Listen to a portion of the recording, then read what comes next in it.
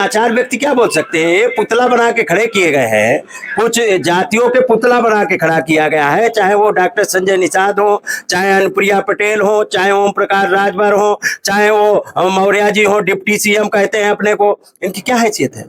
कोई हैसियत है? केवल योगी जी की चरण वंदना के अलावा कुछ कर सकते हैं? नहीं बोल सकते। हक अधिकार छीने जा रहे हैं। वो निषादों की बात तो योगी जी भी कहते थे कि निषादों को आरक्षण मिलना चाहिए, आप कहाँ भूल गए? तो डॉक्टर संजय निषाद जब मछली मंत्री है, मत्स्य पालन का ही कोई उद्धार नहीं कर पा रहे हैं, तो वो क्या करेंगे? समाजवादी पार्टी संविधान स्तंभ दिवस मना रही। आज पिछड़ा वर्ग के अध्यक्ष, प्रदेश अध्यक्ष राजपाल कश्यप जी गोरखपुर में आए थे। किस प्रकार का कार्यक्रम है, क्या क्या कार्यक्रम है आज का? देखिए, समाजवादी पार्टी के राष्ट्रीय अध्यक्ष माननीय श्री अखिलेश यादव जी के निर्देश पे संविधान मान स्तंभ दिवस के रूप में पूरे प्रदेश और देश में समाजवादी पार्टी के हर प्रत्येक जिले में विशाल संगोष्ठी आयोजित करके और जिला कार्यालयों में, महानगर कार्यालयों में संविधान की प्रति स्थापित की जा रही है। दूसरी तरफ बीजेपी संगोल स्थापित कर रही है पार्लियामेंट में। जहां संविधान स्थापित होना चाहिए वहां राजतंत्र का प्रतीक संगोल स्थापित कर रही है। और ये बीजेपी के जमाने में संविधान भी खतरे में है, आरक्षण भी खतरे में है, पिछड़े दलित के हक अधिकार खतरे में है, महिलाओं के, अल्पसंख्यकों के हक अधिकार खतरे में है, इंसानियत खतरे में है, मानवता खतरे में है। इन सब की लड़ाई समाजवादी पार्टी माननीय अखिलेश यादव जी को पीडीए के नारे के साथ में लड़ने का काम कर रहे हैं। चाहे वो अम्बेडकरवादी लोग हों, चाहे वो लोहियावादी लोग हों, चाहे वो गांधीवादी लोग हों, चाहे मान्यवर कांशीरामवादी लोग हों, और चाहे माननीय मुलायम सिंह यादववादी लोग हों, उनकी सबकी विचारधाराओं को लेकर माननीय अखिलेश यादव जी एक पीडीए नारे के साथ में जाति जनगणना, आरक्षण, हक अधिकार, पीडीए का हक अधिकार की लड़ाई लड़ने का काम कर रहे हैं। दूसरी तरफ बीजेपी इनके हक अधिकार को छीनने का काम कर रही है, खत्म करने का काम कर रही है।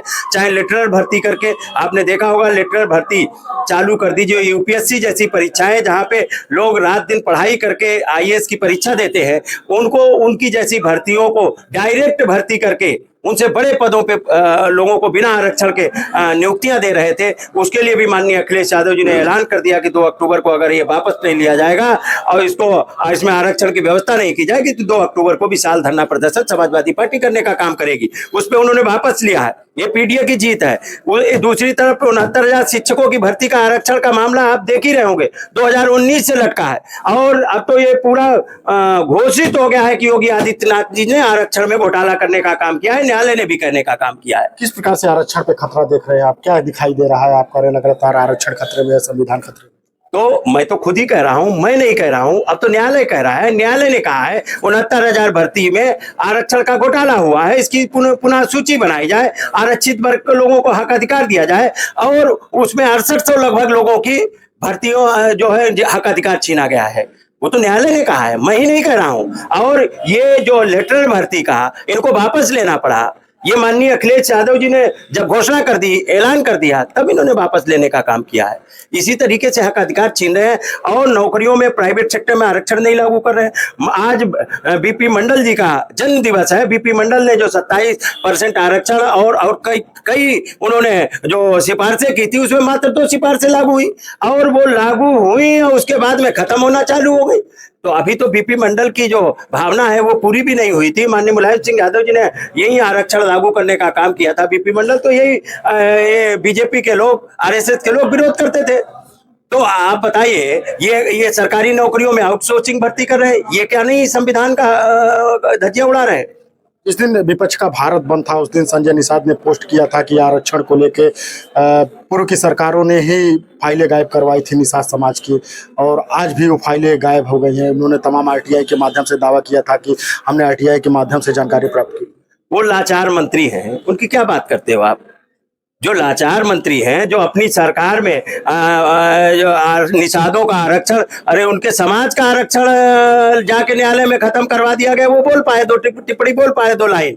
उनके जमाने में, उनकी सरकार में निषादों की प्रतीक हमारी वीरांगना फूलन देवी की मूर्ति नहीं लगने दे रहे हैं, वो बोल पाए कुछ? वो लाचार व्यक्ति क्या बोल सकते हैं? ये पुतला बना के खड़े किए गए हैं, कुछ जातियों के पुतला बना के खड़ा किया गया है, चाहे वो डॉक्टर संजय निषाद हो, चाहे अनुप्रिया पटेल हो, चाहे ओम प्रकाश राजभर हो, चाहे वो मौर्य जी हो, डिप्टी सीएम कहते हैं अपने को। इनकी क्या हैसियत है? कोई हैसियत है? केवल योगी जी की चरण वंदना के अलावा कुछ कर सकते हैं? नहीं बोल सकते, हक अधिकार छीने जा रहे हैं। वो निषादों की बात तो योगी जी भी कहते थे कि निषादों को आरक्षण मिलना चाहिए, आप कहाँ भूल गए? तो डॉक्टर संजय निषाद जब मछली मंत्री है, मत्स्य पालन का ही कोई उद्धार नहीं कर पा रहे हैं, तो वो क्या करेंगे? वो अपने डिपार्टमेंट। उपचुनाव की 10 की 10 सीटें हैं, कितनी तैयारी है, क्या देख रहे हैं आप, किस प्रकार से तैयारियां चल रही है? लगातार भारतीय जनता पार्टी अब चुनाव को लेकर देखा जाए तो ये कहे जा रहे हैं कि नीचे से ऊपर तक सरकार और संगठन में व्यवस्थाएं बदली जा रही हैं। वो देखिए, अब कुछ भी कर ले, उनकी सरकार को भी देख लिया, उनके संगठन को भी जनता ने खूब देख लिया। 10 बरस हो गया केंद्र की और लगभग 7-8 बरस होने जा रहा उत्तर प्रदेश की। 18 बरस की सरकार को देख लिया, कोई काम तो किया नहीं। और अब जनता नाराज है और जनता ने जान लिया अब इनके झांसे में कोई फंसने वाला नहीं है। इसीलिए जनता ने माननीय अखिलेश यादव जी की रणनीति और पीडीए पे मोहर लगाने का काम किया है। जो 42 सीटें दी है और 37 सीटें समाजवादी पार्टी की जिता के उत्तर प्रदेश, जहां से देश के प्रधानमंत्री जाते हैं, उनके भी वोट घटाने का काम माननीय अखिलेश यादव जी की पीडीए रणनीति किया है। और पूर्ण बहुमत में जाने से उत्तर प्रदेश में माननीय अखिलेश यादव जी ने इस देश की एनडीए सरकार को रोकने का काम किया है। चुनाव में कितनी सीटें जीतेगी पीडीए? 10 की 10 जीतेगी, उसमें कोई दावे के साथ, पूरे दावे के साथ में जनता जिताएगी। ये राजपाल कश्यप जी है, आज गोरखपुर दौरे पे आए थे। समाजवादी पार्टी के संविधान स्तंभ स्थापना दिवस के कार्यक्रम में हमसे बात कर रहे थे। बाकी अन्य खबरों के लिए जुड़े रहना।